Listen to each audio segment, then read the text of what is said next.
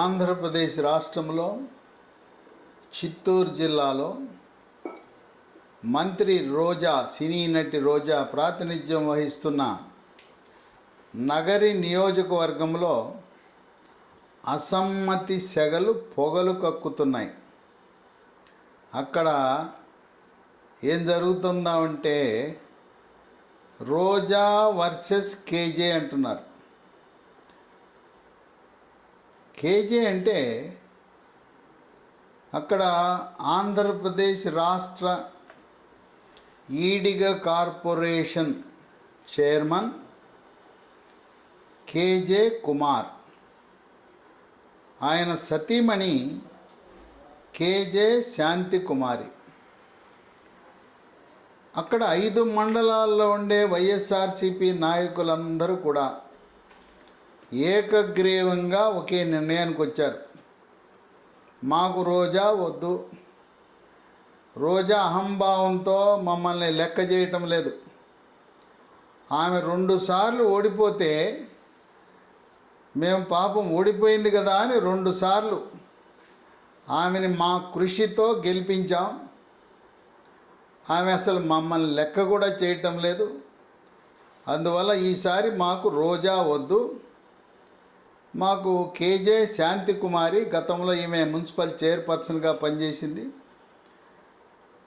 ఆమె కావాలి అని ముక్త కంఠంతో 5 మండలాల నాయకులు వాళ్ళు బహిరంగంగానే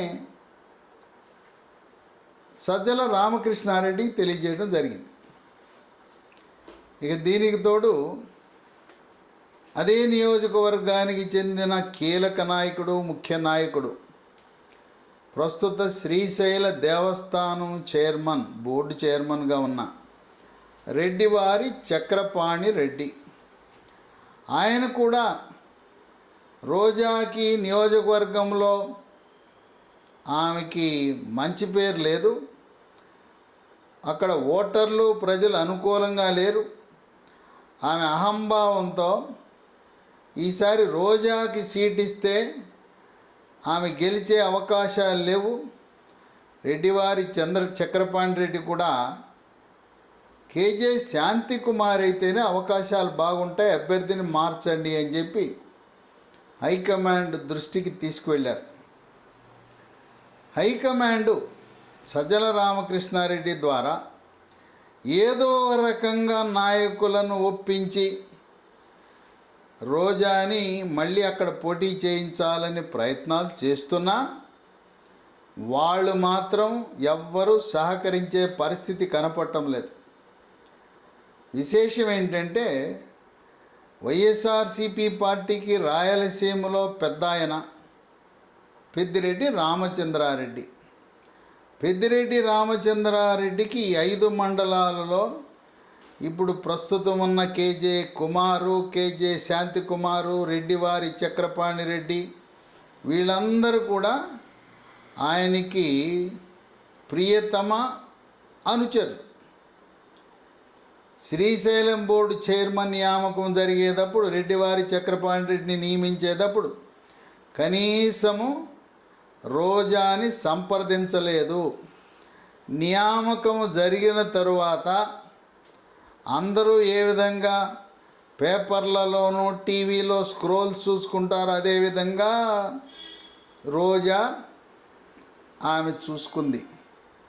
అప్పుడు అలిగింది, నాకు తెలవకుండా మా నియోజకవర్గం నుంచి శ్రీశైలం ట్రస్ట్ బోర్డుకి ఎందుకు నియమించారంటే ఆయన చెప్పాడు, ఇదమ్మా వాళ్ళ వల్ల నువ్వు ఉన్నావు, వాళ్ళ కృషి వల్ల నువ్వు ఉన్నావు, నువ్వు తెలుగుదేశం పార్టీ నుంచి వైఎస్ఆర్సీపీలోకి వచ్చావు, వాళ్ళు ముందు నుంచి కాంగ్రెస్ పార్టీని నమ్ముకుని కాంగ్రెస్ పార్టీ నుంచి వైఎస్ఆర్సీపీలోకి వచ్చారు, వాళ్ళు పుట్టుకతోనే తెలుగుదేశం పార్టీని వ్యతిరేకిస్తూ వచ్చారు, కనుక వాళ్లకు పదవులు ఇవ్వడానికి నీ దయాదాక్షిణ్యాలు అవసరం లేదు, వాళ్ళ యొక్క చరిత్రను బట్టి రాజకీయ బలాన్ని బట్టి మేము ఇవ్వటం జరుగుతుంది అని చెప్పాడు. అలాగే కేజే కుమార్ని రాష్ట్ర ఈడిగ కార్పొరేషన్ చైర్మన్గా నియమించినప్పుడు కూడా కనీసం మాట మాత్రము రోజాకి చెప్పకుండా ఆయన నియామకం జరిగింది. రోజా 2019లో గెలవగానే మంత్రి అవ్వాలని ఆశించింది. మొదటి రౌండ్లో మంత్రి పదవి రాపోయేసరికి తీవ్రమైన నిరాశకు గురైంది ఈ రోజా.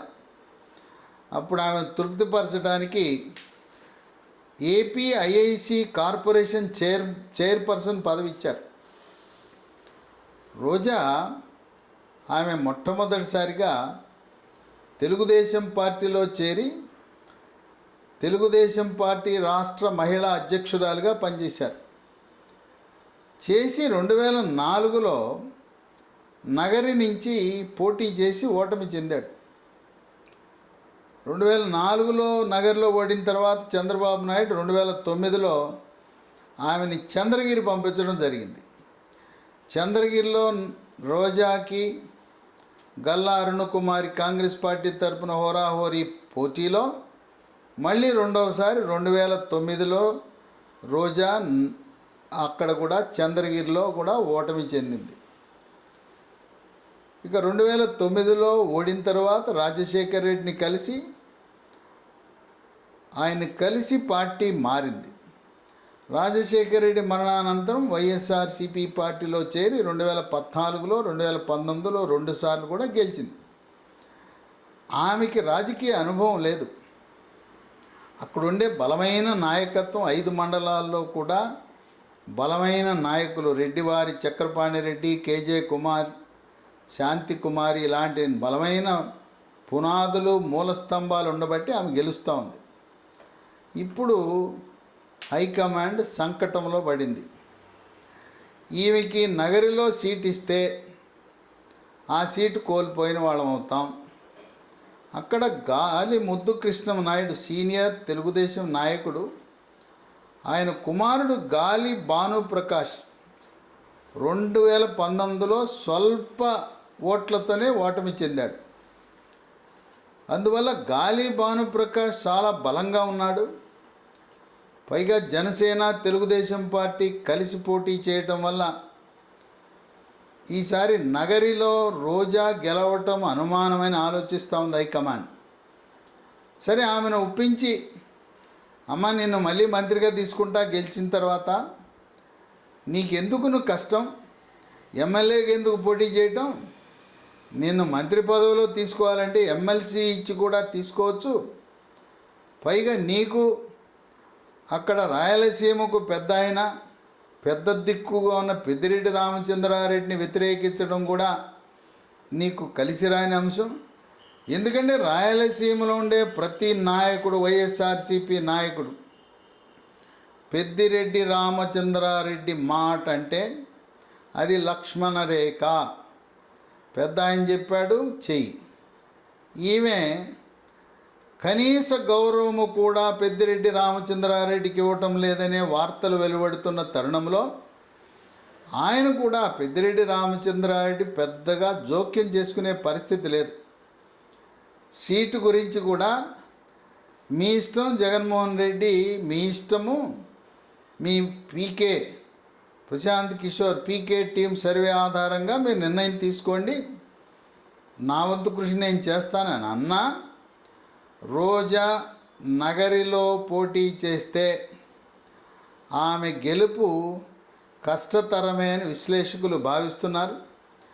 పైగా ప్రతిరోజు ఒక పనిగా పెట్టుకుని తను క్రీడలు, పర్యాటక, సాంస్కృతిక శాఖకు మంత్రి.